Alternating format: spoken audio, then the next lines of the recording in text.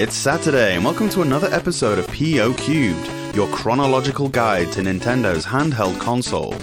My name's DD Ash, and this week we're playing Power Mission, Patlabor, the Mobile Police, Atomic Punk, Battle Pingpong, and Extra Bases. Let's start the show.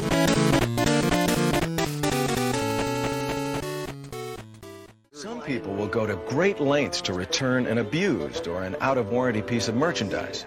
What are you supposed to do? Tell them what you really think? Of course you can't do that. And how about the customer who tries to bully you into taking back something you know isn't broken? These guys are a real problem. You people amaze me. You really amaze me. Your quality control people, they just have bats in the belfry. Bought this Game Boy yesterday, took it home, nothing. Absolutely nothing. No picture. I'm pretty sure it's the EEPROM, so if you just want to take a look at that, I'd fix it myself, but I don't really have the tools, so I'll take my money back if you... I'm sorry you had a problem. There's nothing at all, huh? Nope. Well, let's see. EEPROM. Power on. Battery looks okay. There's the tone. And give it a moment, and... got the music. Here we go. I think this is probably the problem. Yeah. Just needed to turn up the contrast a bit. How's that look? Oh. Of course, the contrast. I think that was probably my kid didn't... I'll take it. I'll take it. You'll take it? Yeah. Okay.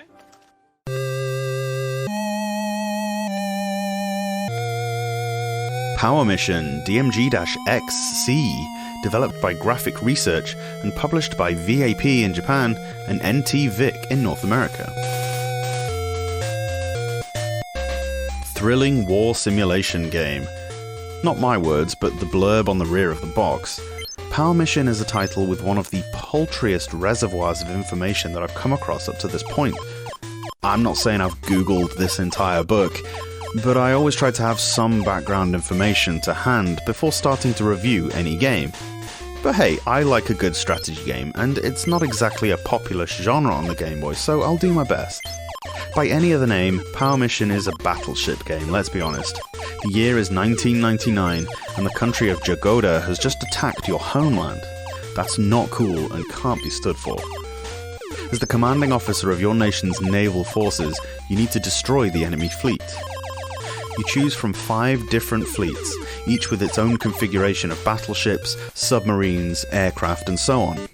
The first thing you notice is that the map is more terrain-based, with land and mountainous regions, as well as deep and shallow waters. Obviously, your choice of fleet will depend on the level layout. If heavily land-based, you'll need to choose one with more aircraft. The maps are much larger than previous Battleship games, being 25 by 25 tiles. In all, there are 11 enemy fleets to dispatch. Actually, the Battleship comparison isn't entirely accurate or fair, as Power Mission plays more akin to a game of chess in that your different pieces are not static, but you need to move them. They all have different movesets and attack ranges, all that good stuff that isn't immediately obvious but you need to learn. Of course, fog of war is still a thing, in that the enemy's placement needs to be deciphered through the use of radars or blind luck. Tactics are obviously important, as in all strategy games, but unless you've played the levels before, it's not possible to know what you're fighting. Tentative Exploration is the name of the game, as reconnaissance clearly wasn't that high on your Navy's priority list. You'll need to discover things during the course of action and plan your moves accordingly. Weather effects such as strong winds come into play on the battlefield too, which is an interesting little addition. It's strange that by the end of 1990, we already had 3 games in this naval warfare vein. Battleship was first, with Radar Mission coming slightly later on this year. This one doesn't look or sound as good as the other two, sadly. However, the gameplay is more varied than what we've seen before. Ambitious, but not as accomplished. Still, strategy fans will probably have a blast with Power Mission. Congratulations, you've just read probably the longest review of this game ever written. All those kittens, instant grams, and approximately 500 trillion hours of Minecraft Let's Plays, but sod all information on a decades-old Game Boy game of middling interest? Internet, you disappoint me.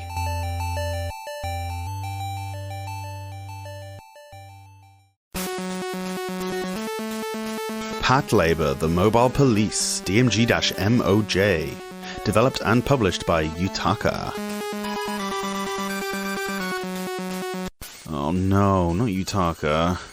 Already thoroughly traumatized by Sakigake and Master Karateka, I don't know how much more of their drivel I can stomach. At least this isn't a fighting game.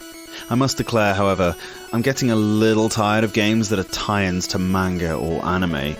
Invariably, they don't use the source material properly, are difficult to research, and typically are rushed nonsense that would barely qualify as games. Patlabor is at least a franchise that had a significant Western release, with fully translated manga, TV shows, and even a couple of movies.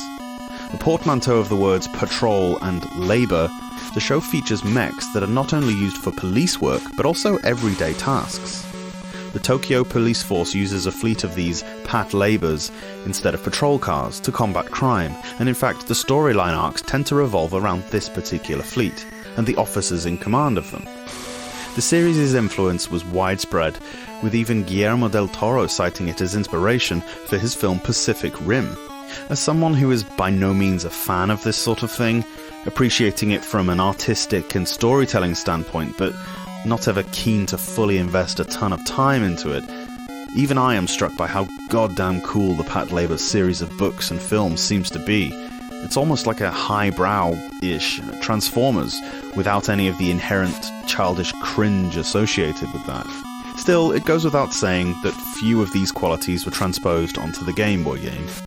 Credit where it's due, the interstitials, while a little minimalistic, are drawn very nicely, lending at least a semblance of reference to the source material. The graphics are, at least in the fighting scenes, suitably put together, although the top-down impression of the city leaves a lot to be desired. You pilot your mech around a city accosting various enemy mechs, after which you enter a battle with them.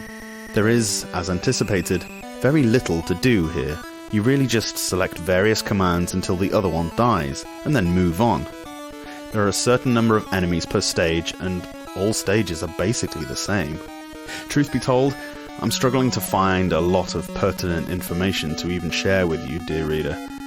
Completely devoid as it is of any depth, I would recommend you skip this game and explore the anime.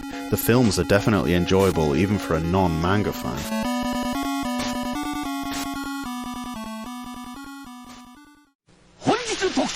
激うまのボンバーボーイドカンと面白3連発メインディッシュは過激な VS モードボンバーボーイ熱いうちに食べてください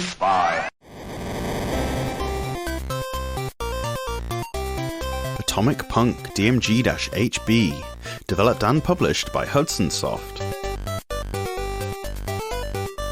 It's always fun to find a game called 3 different things in different regions and trying to work out whether you already own something or not. Atomic Punk is what this game was known as in North America, but in Europe we called it Dynablaster.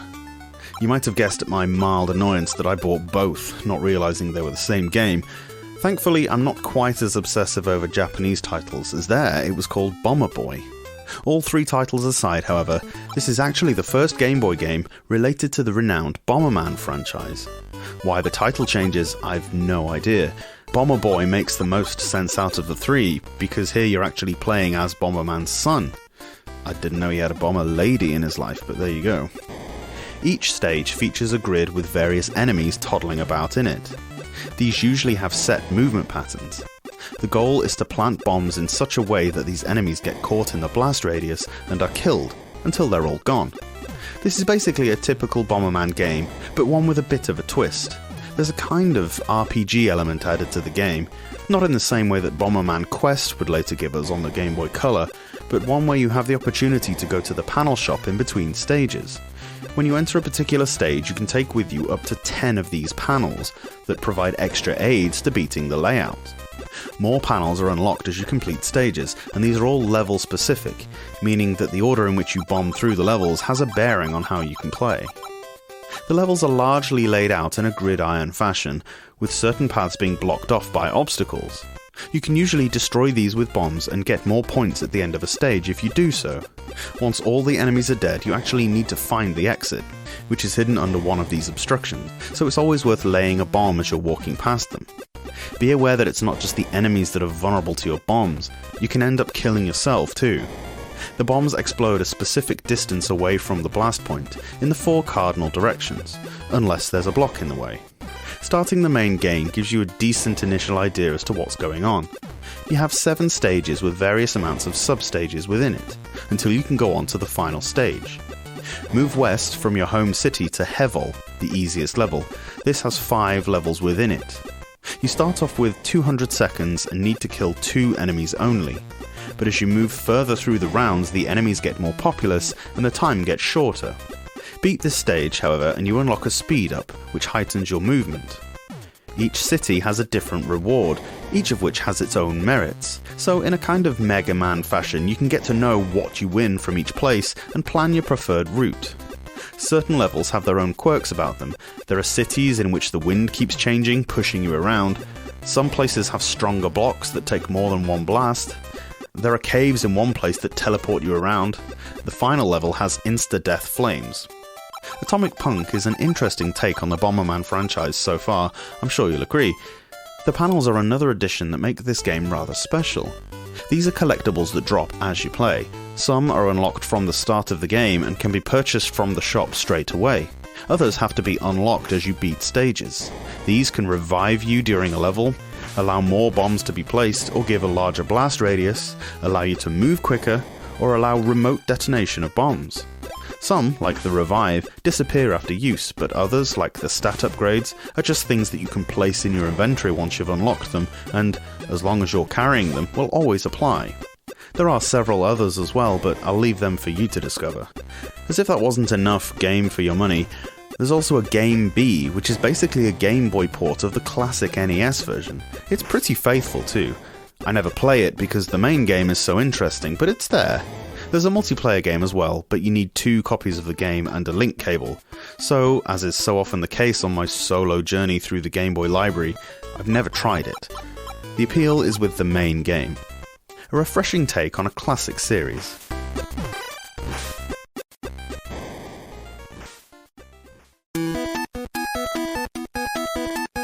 Battle Pingpong DMG-BPA, developed and published by Quest.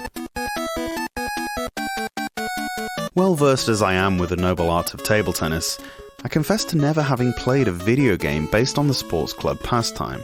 Possibly because there are scant few in existence, or possibly because casually I avoid sports games like the plague.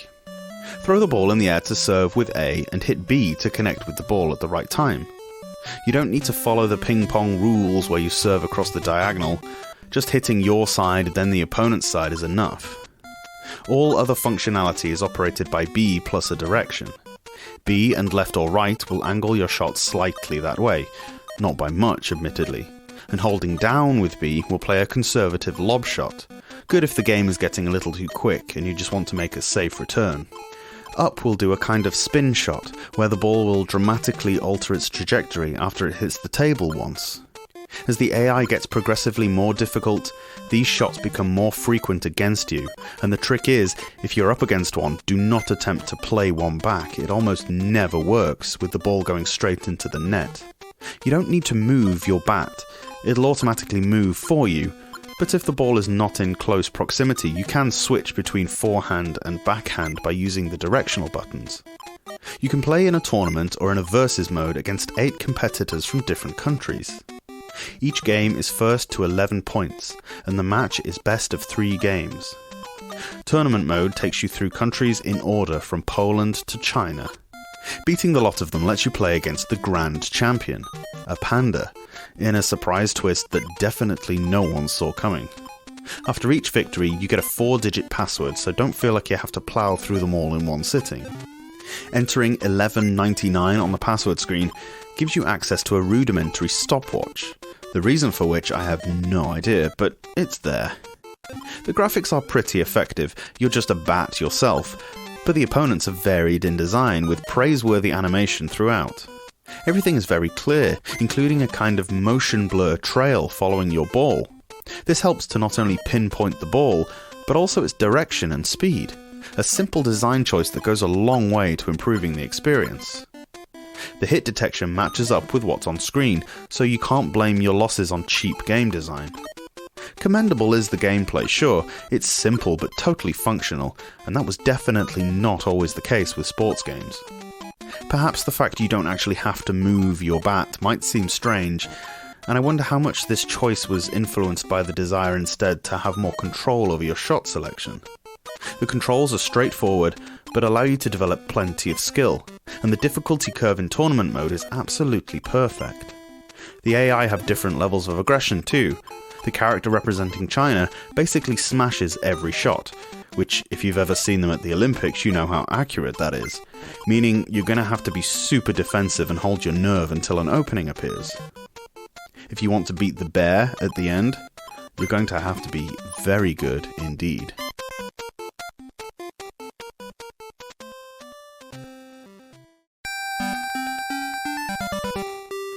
Extra Bases DMG-FS, developed by Namco and published by Namco in Japan and Bandai in North America. Oh, do I have to? I'm getting pretty sick of this sport. I'm trying so hard to keep my personal opinions from killing the objectivity of my reviews, but I don't like baseball. As it happens, Extra Bases is a ton of fun. You choose one of 14 teams represented by a single letter. I don't know if they're related to MLB in any way, I'd guess not, but each one has unique rosters. Batters have their own averages and HR, and pitchers have unique ERA. Granted, I have no clue what any of that means, but it's an impressive level of depth. Anyway, based on what I do know about the sport, it's a playable rendition of the game. The animations are great, the movements are quick and responsive, it's actually possible to move your fielders to catch the ball. Seems like something that should be a given, to actually be able to do the things that baseball players do, but as we've seen before, it's not always the case. When you have the ball in hand, press A along with right, up or left to throw the ball to the respective base. Pressing B in a direction makes the infield player run to the base. You can play over 5 or 9 innings, and in a stadium or the park. It's an aesthetic choice, but it's nice to have. You pick your team, and the aim is to stomp through all other 13. You get a password save after each successful victory, so don't worry that you have to play the entire season in one go. The music is decent, and the sound effects don't sound horrendous, like in the launch title Baseball. In fact, the sounds are quite helpful when you're fielding, as it can be tricky to know exactly how high the ball is. You can measure the position your fielders need to be in by the pitch of the whistling. If you're not quite in place to catch a ball, you can press B in a direction to make your fielder dive for it. B and up causes the fielder to jump in the air to attempt a catch. This one totally took me by surprise. It's a Game Boy sports game that's actually excellent. Sometimes it's good to be wrong, to have your preconceptions challenged. That's how we grow, right?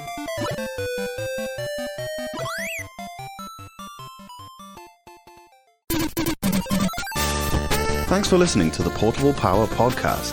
If you want to support the show, the best way to do so is on Patreon at patreon.com/portablepowerpodcast. Or subscribe on the YouTubes. We have daily uploads Monday to Friday, where you can watch me suck at the games as I talk about them. You can tweet me at POCubed or on any of the other socials you might expect. Thanks again and have a great weekend.